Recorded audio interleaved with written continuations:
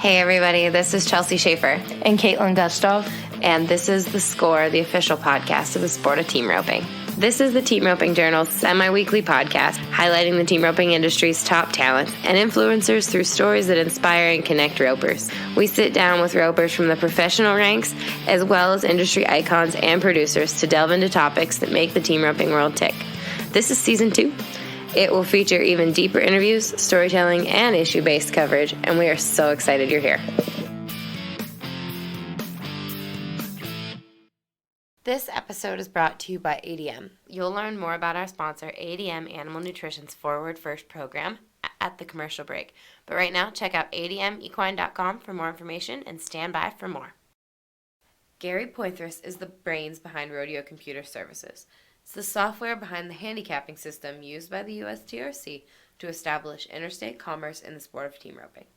He's helped shape the industry, though almost always strictly behind the scenes. He's had a front row seat to history, helping drive the explosion of the USTRC and eventually the World Series of team roping with the use of his software. Now he's pioneering the new, independent Global Handicaps, the next evolution of team roping's number system. He sat down and took the time to explain how handicapping has evolved and where it's going on the new platform. If you care about your number, and judging by the conversations I have with team ropers on a daily basis, you do, and you're curious how ropers are raised or lowered, this episode is a must listen. This new system will provide instant handicap appeals, regional and national event listings, real-time updates for ropings across the country, the most complete analysis on ropers of all levels, and way more. Gary breaks down the thinking behind it, and his insights will blow you away. Here is Rodeo Computer Services, Gary Poythress. Gary, we are in a top secret bunker right now of information at the Rodeo Computer Services. Well, you better hope the bomb doesn't come through the ceiling. I do, every day. I do. But that's what this office kind of feels like. We are in the Rodeo Computer Services office visiting right now, and thank you for letting me. Glad to have you. Giving me the code to get into the door. There was a lot of booby traps on the way in here, but I made it. So, Gary, you have always been kind of an unknown entity to me. I've been the man behind the curtain, making the magic happen. Magic is a word I'd use. Team ropers might not use the word magic, but we're talking about the handicapping system. Well, they have not used the word magic a long time.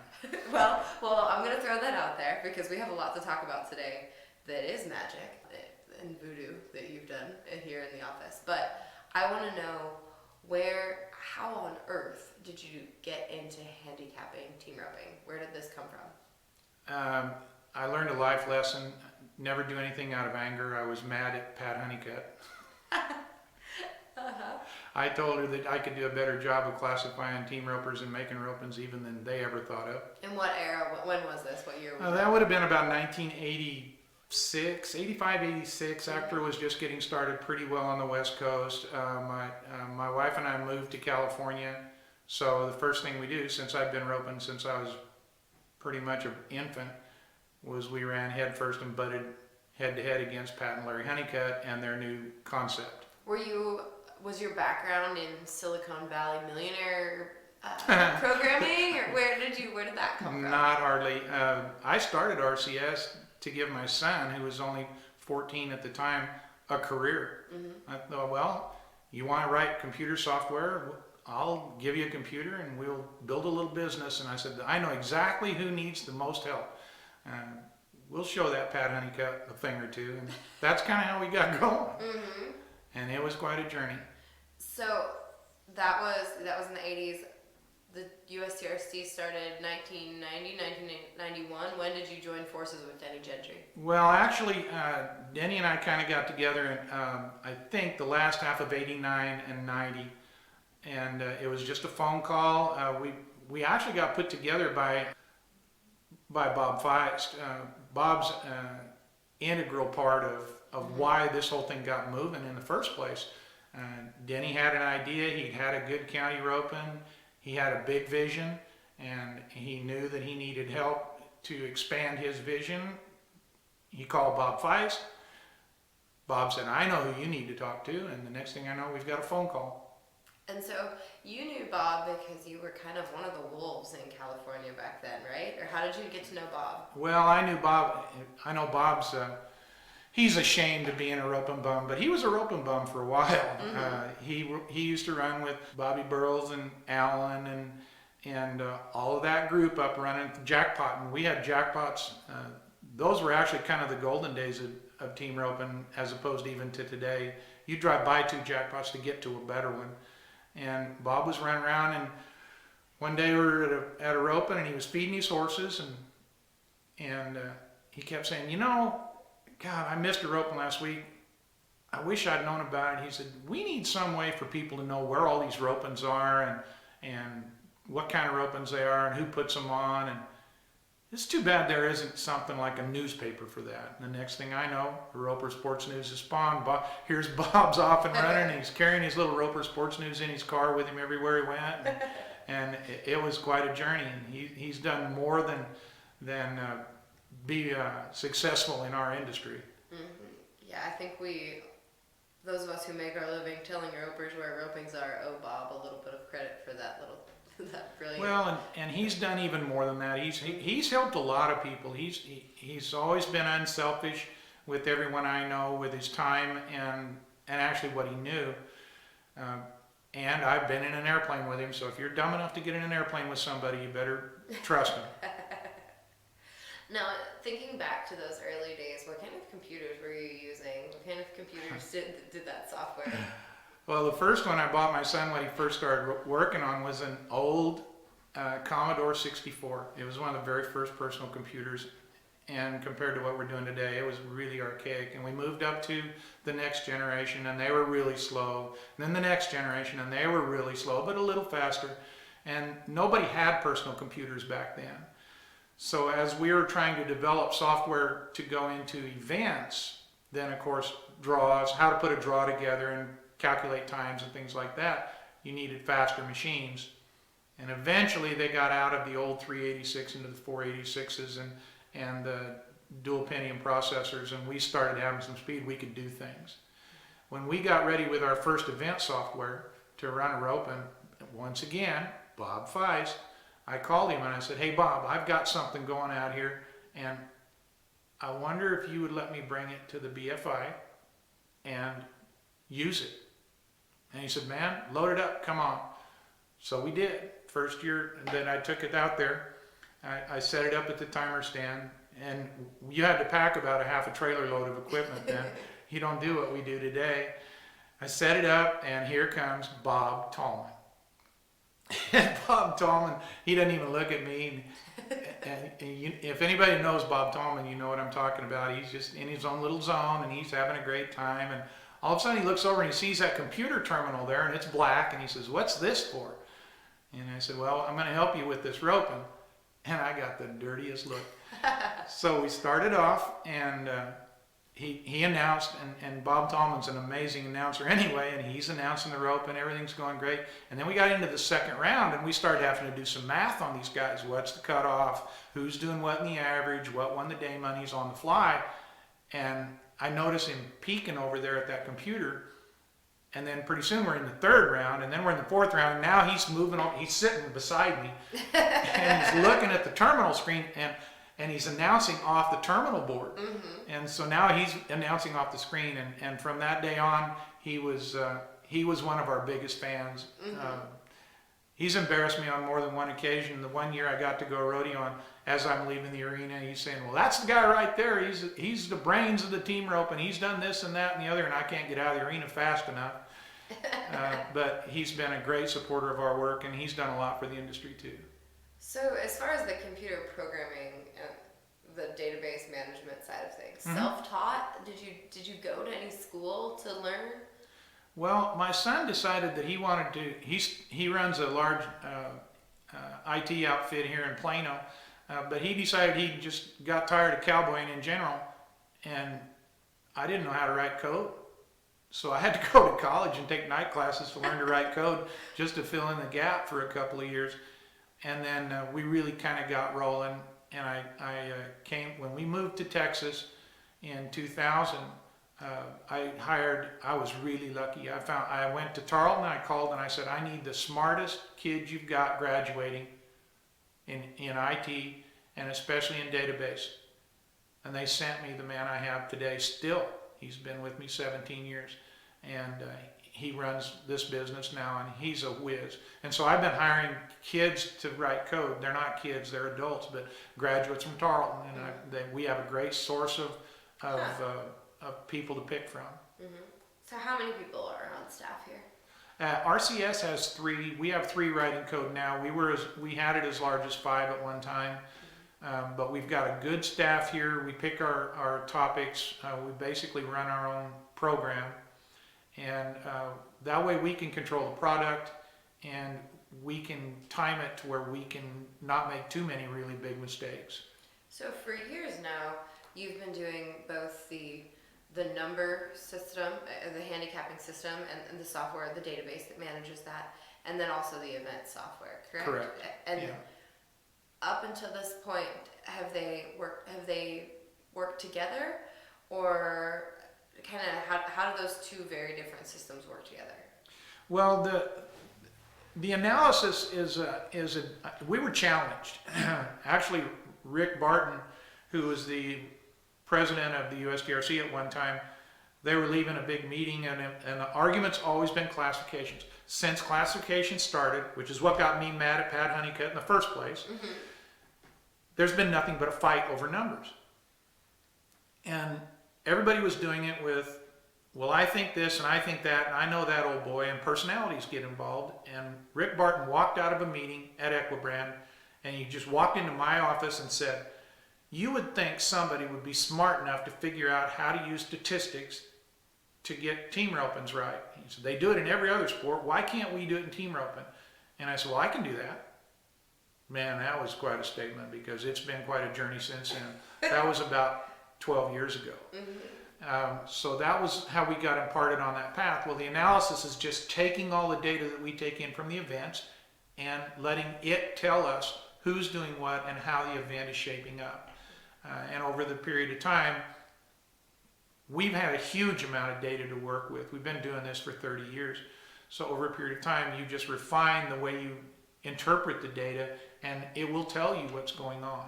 We know what's happening. Mm-hmm. And so 30 years of data is now going into the Global Handicapping system, which is the new product. Is it a product? Product doesn't seem like it does. Product is the right word. Is it? Perfect. Is the new product that RCS is introducing to the marketplace in the next month? We're hoping we can get it rolled out in a month. More realistically, we're looking at maybe New Year's. Mm-hmm. We're doing the beta testing on it now. It looks great. We believe it's a completely different approach to thinking about how to even out the playing field in team roping. Mm-hmm. We've stepped back and taken a look at how it's been thought through and thought of in the past. And in the past, it's never really worked. All it's done is create about as much conflict as it has solution. So we quit trying to compare people to people, which is always the way everyone's looked at it. And what we're saying is, well, we don't really care who's at the roping if everybody can win it. And how do we know everybody can win it? Well, we look at the end result. What dictates whether you win or not is speed. We're talking about time. And we can measure that. We can measure it. We can measure how you got there. And at the end of the day, we can also determine whether you can do it over and over. Well, if we can do that, then what we can do is stair-step, give a nice stair-step method to get someone from their beginning experience in team roping to their first NFR. And not make them have to jump across the Grand Canyon if their number gets moved. That's been the goal. So you gave me a sneak peek of this system. And there's actually a way for you to just manually request a review, or there's a way for you to find out how your number can change. You give people a guideline. Yeah, we give them a path. A path, yeah. In the past, what's happened has been classifications. The burden of the number is always placed on the staff at classifications. They are responsible if it gets raised or lowered because they interpret it and they make the decision. What we're saying is this: the computer will look statistically at what you look like. it will take those numbers and make a decision as to whether you are competitive or non-competitive, either direction, up or down. Once it makes that decision, it passes it off and says, here, this adjustment's required.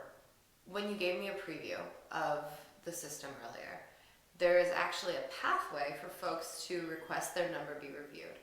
They can choose a roping. If they meet the right criteria determined by the computer, they can choose a roping, in fact, for their number to rope it with a reviewed number. Tell me about more of how you came up with that system. Well, everybody, for years we've heard the same two statements. We can't move your number, we can't lower your number without more data. And then the comeback is always, well, I'm not going to waste my money on a number I know I can't win with. Yeah. So what we want to do is, if you really believe your number's wrong, and you can get enough support, either from the people you rope with, the people around you, or the computer. The analysis will support your position. If the computer supports your position, you don't even have to ask anybody. You have a pathway forward to compete with a lower number in one event at a time until we get a real answer. And you basically work your way to the number that you flatten off.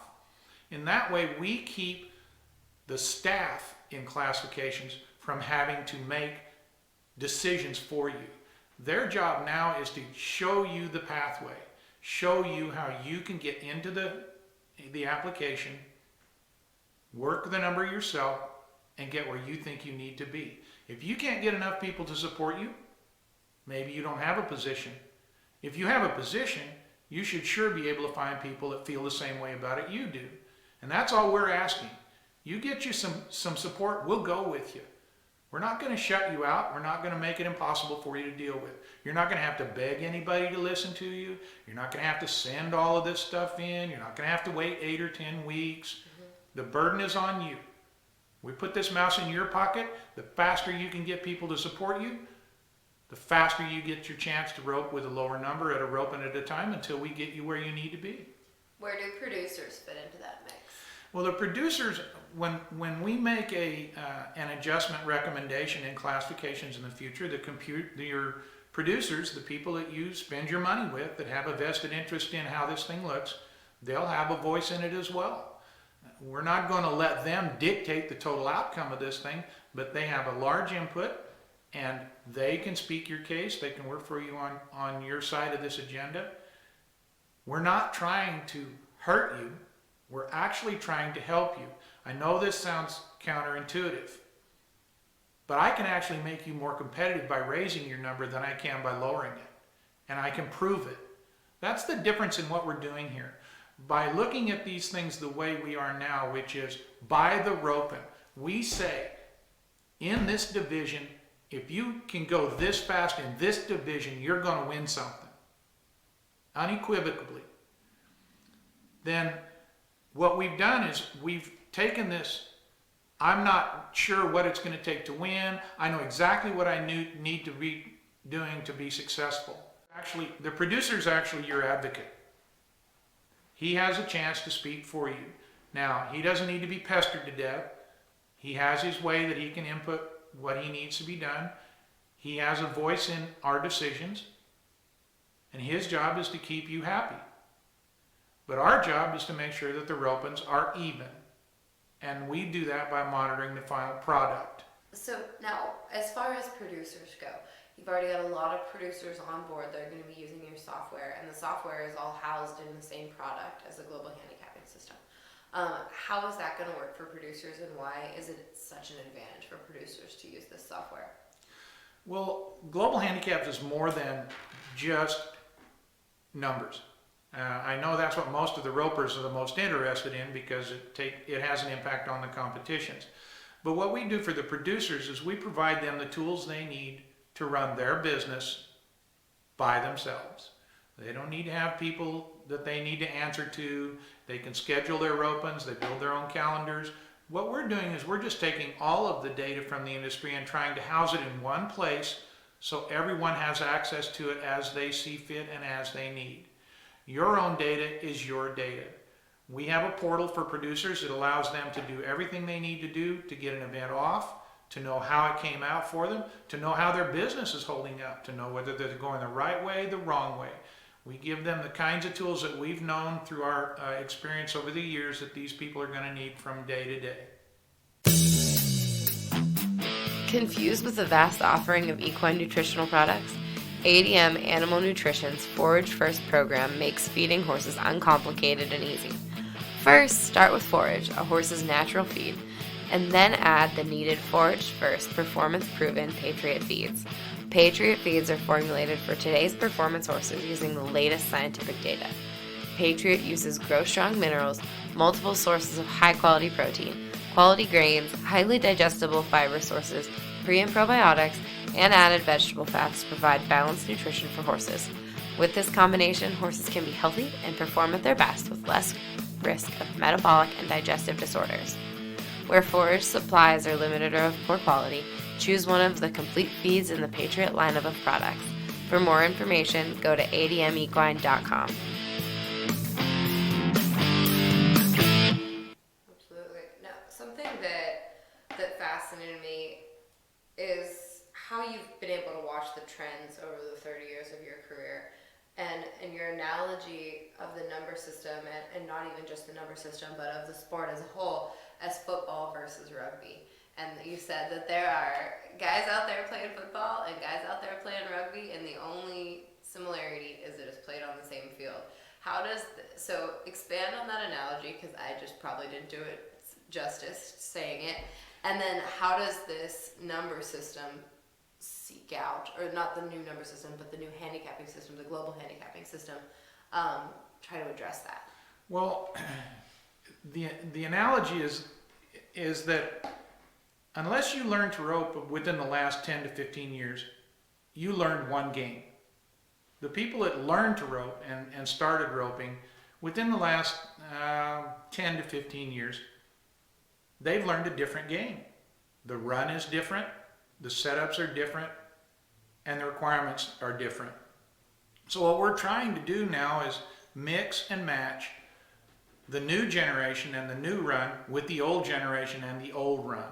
And they mix about like oil and water for the most part. You can't do it with personalities. When you let personalities get involved in this thing, it creates a huge imbalance because you're not willing to make a tough call. Nobody wants to call up some kid's mom and explain to her why he's going from a 4 to a 4 elite.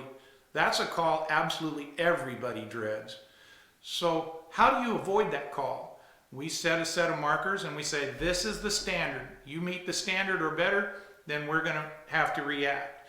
And what we're trying to do is keep the rugby players are the new generation, and the football players are the 50-year-olds and 40-year-olds, and the people that started learning, even when I started learning, up until the advent of all of these new sleds and the new videos and all the new instructional tools. This new run is different.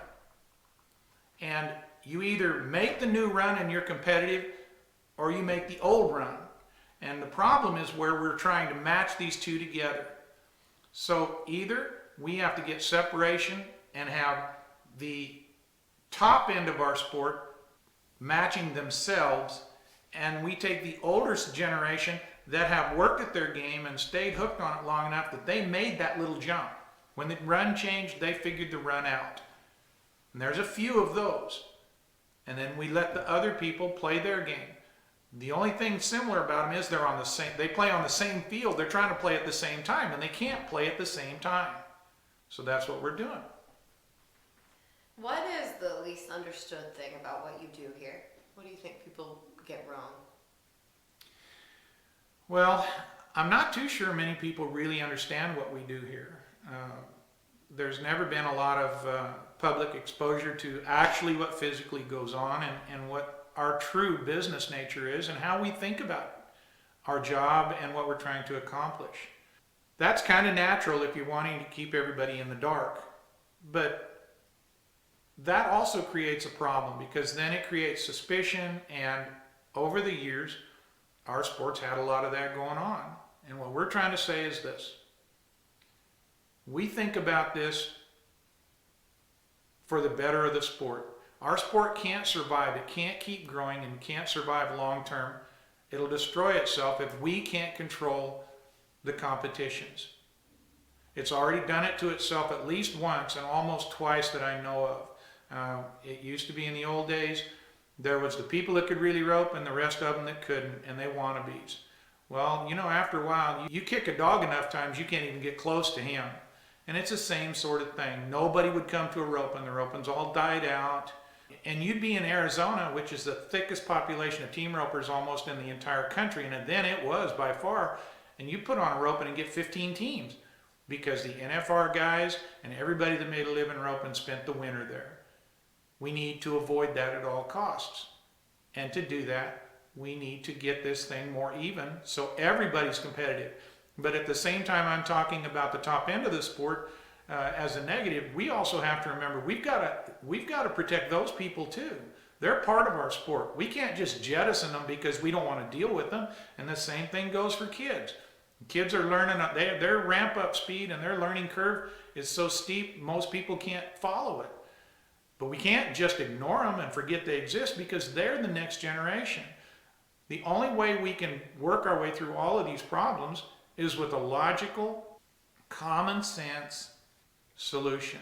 And it has to be consistent.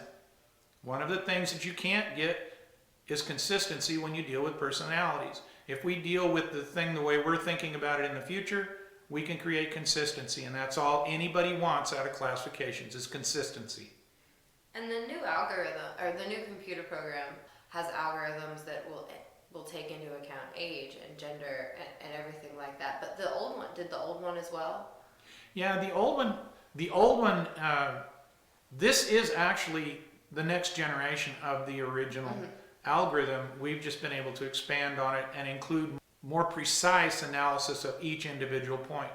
But remember, you can analyze numbers all you want to. My wife has a great saying, figures lie and liars figure. Well, there's a lot of truth in that.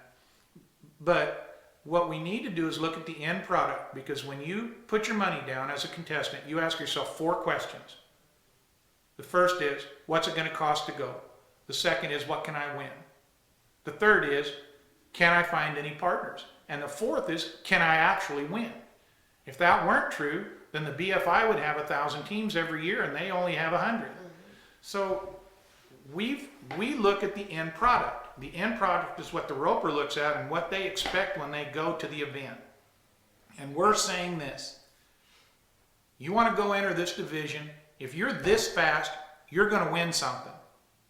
And usually it's going to be pretty good. We have a lot of reasons to think that, and it's all based on facts that we've known over the years.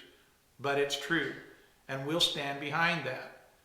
In 2020, I'm making a pretty rash statement, and everybody associated with downstream of what we do here is telling me I'm absolutely crazy. But I'm telling you, in 2020, if you get your number raised, and you go to a rope and any time in your next 20 entries, and you hit par, what we call our par for that event, and you don't get a check, we'll lower your number back. No questions asked. You don't even need to call us, we'll call you. And if you go 25 entries and you can't even hit par, we'll lower your number back. No questions asked. This way we can keep you in the hunt. If you're on a downward spiral, your horse died or you bought a new horse, all of those things are considered in your performance. We can react faster to what you're doing than we've ever been able to do in the past. Yeah, and you have a specific par set up for every numbered roping. Every team has its division total, and we have one for every division there is.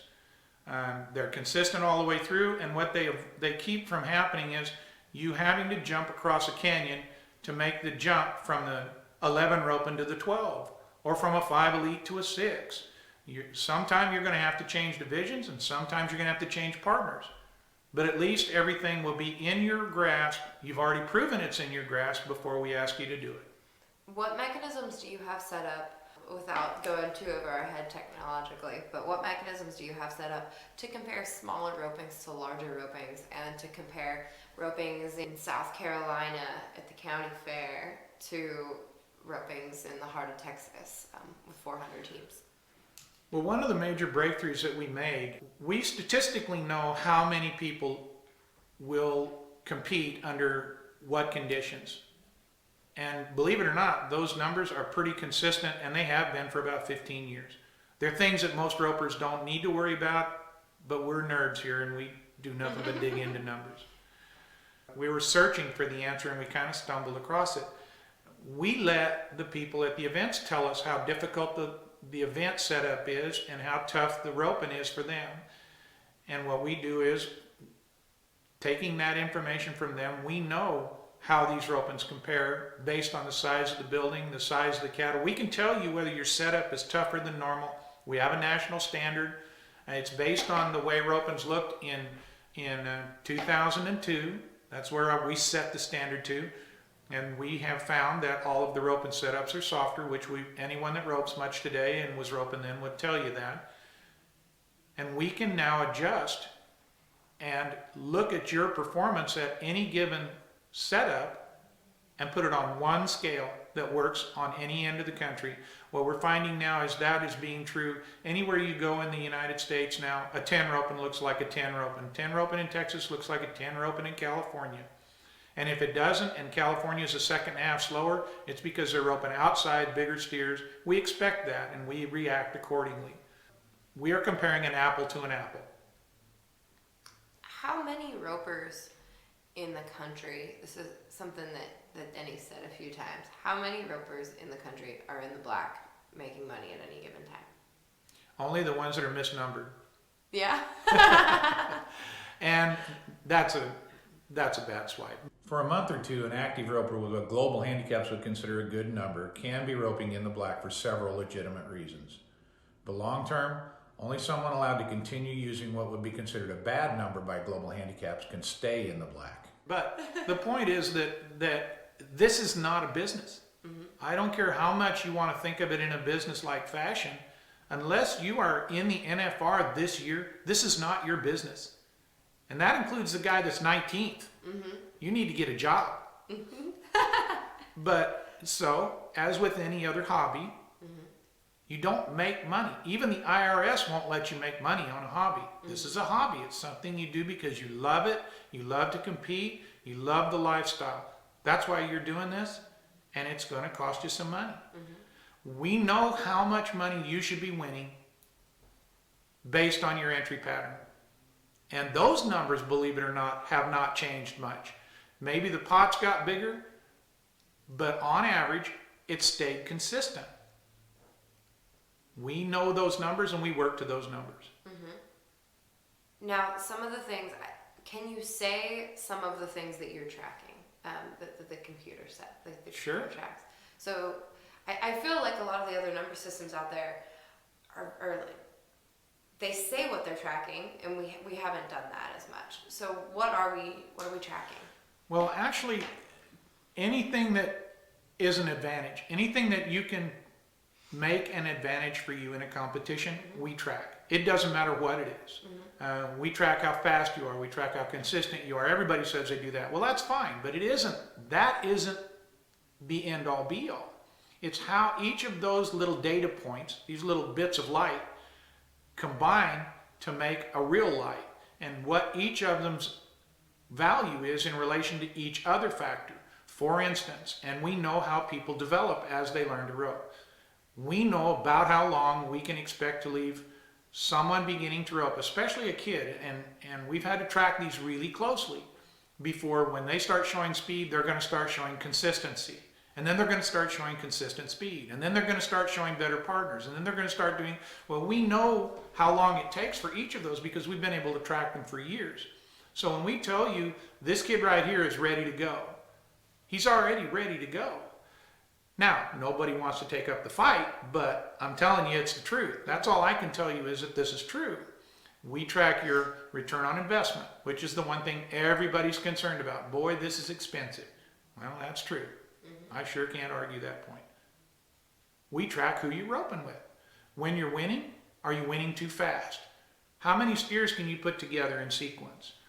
What's your just standard catch ratio? How fast can you be? How fast does someone have to push you before you start losing control of your run? We know that number. And that is not your average time. It's way different, and it considers 5 or 6 different things. We know how many short rounds you make, and we know whether you're the tip of the spear or you're the feather on the other end of the arrow. All of these things go into what makes you a competitor and how competitive you are among the people you're dealing with. Remember, to winning in competition is easy. Knowing what it takes, all you've got to do is push your competitor farther than he's willing to go or farther than he has the ability to go. Mm-hmm. Well, each of those is a combination of things, not a single thing. And you have to figure the mental aspect of this. We can actually figure the mental aspect. I can show you a choker from a guy that's a winner, and you can do it in the numbers. Yeah. We know whether when you do win and you're too fast, are you the strong end of the team or are you the weak end of the team? Are you getting the best end of the partners or are you getting the worst end of the partners? We track all of these things. And it isn't even that we track them. We know how valuable each of these items is in relation to every other item. For instance, one of the big myths out there is that speed is the ultimate answer. That's wrong. It's absolutely wrong. And anybody that'll tell you that doesn't understand team roping like they want you to believe. Mm-hmm. Until you get above the 10 rope and speed is not your issue. It's catching. Now once you get up there when everybody's catching 50, 60% of the runs, finishing 50 to 60% of your runs, they're all finishing the same number of runs. Now we're talking about speed. Now speed becomes an issue. Now you start combining and throwing another element into this mix. If you're going to punish somebody just because they're fast, everybody knows somebody that can throw 3 coils at one and hang it on 1 out of 15 of them. Well, how many jackpots does that guy win? He never wins. Mm-hmm. You may see him running a steer at somebody's rodeo, hometown rodeo, and doing well, but he won't do well in jackpots. So it's not a single item. Mm-hmm. It's an overview of what it takes to be a winner. And that's it. There's no more than that to be said. Is there any such thing as ducking off and avoiding the number system? No. You'd like to think so, but there isn't. Our job here is to do a good job of what we are setting out for. And if we do that, we can't ignore the vast amount of data that's available to the public that is in public domain. Anything published is in public domain. It doesn't matter where it's published. We have people on staff here whose task it is to find data, find what's going on. But what's different is that once we get the data, it's not having the data that's important. Once you have the data, it's how you interpret it, how much emphasis you allow it to have on the end result, and how far you're willing to go out there to defend it. We have what we consider our weakest form of data. It's called free-form data. And for instance, for all you PRCA guys and all you little amateur guys that think you're just slipping off and nobody's paying attention, there's almost no rodeo association in the United States we don't have complete set of numbers on. So if you're a 4-header and you're slipping off to your little Wisconsin duck-off home rodeo and you're 6'5", and we don't know anything else about you, there's a pretty good chance you're going to get a phone call because we know it. And right is right, and don't be mad at us because we're working hard at doing a good job for the people that we're responsible to. Remember, we feel we're responsible to the people that buy a Global Handicaps car. We owe them our best, and that's part of our best, and we're committed to it. Mm-hmm. And anybody that has had to deal with me personally knows how serious I am about this. There's no talking around an issue. We'll meet it head on. We've got a problem, we'll get it solved. And our whole staff here feels the same way. We're not trying to make your lives miserable. We're trying to make your lives better. When your number gets raised, look at the time you have to beat in the next division to win. The problem's always been you get your number raised in the past, you don't know what you've got to do to win until after they've already taken advantage of you. And you can't find a partner, and you're sitting at home, and you're mad. And you're mad at somebody. So who is it you're mad at? You're mad at the people that moved your number. But we can fix that, and that's our task. That's what we're committed to that. Mm-hmm. And with all of this said, with everything that you have going, and as many hours as I'm sure you log in here, what on earth do you do when you aren't working for Rodeo Computer Services? What is your, what's fun? Well, I ride my bike. We rope at home. I still rope. look, I was raised roping. We spoke for a few minutes before we turned this microphone on, and it isn't what I do. It's what I am. It's a part of me I can't shake. It's something I can't let go. I don't want to let go of it. We rope at the house. I don't compete because, as we mentioned, you cannot be a player and a referee in the same game. I don't care who you are. If you have a vested interest in winning, you can't judge who's going to be able to compete. So that's why I stopped competing about 8 or 9 years ago. But we still rope at home almost every day. And actually, to be quite honest with you, I still rope pretty well. But I ride a bike. I ride it all the time, anywhere from 15 to 20 miles.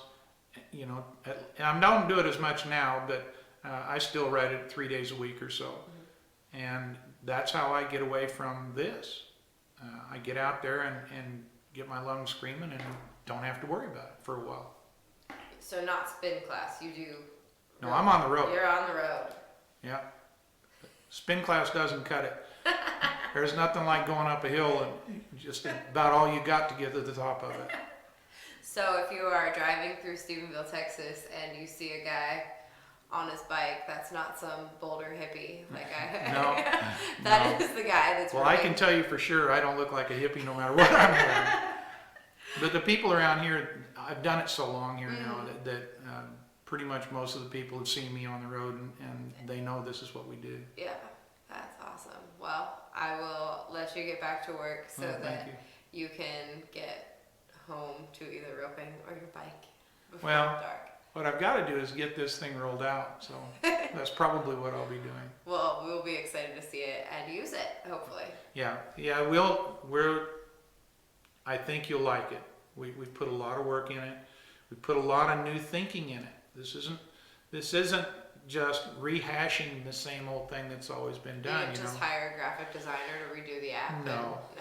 No, there's a lot of creative thinking. And here's another thing. Anybody that is listening here, when you get your hands on it, we want you to use it.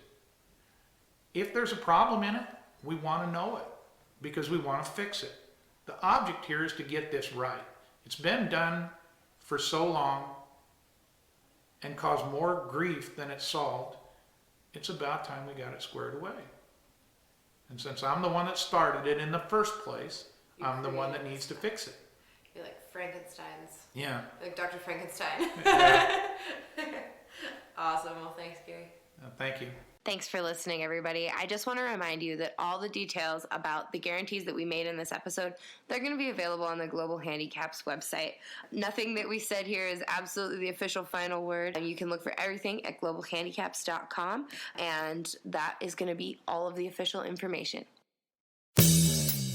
Remember, this episode was brought to you by the Patriot Feeds line of products by ADM Equine.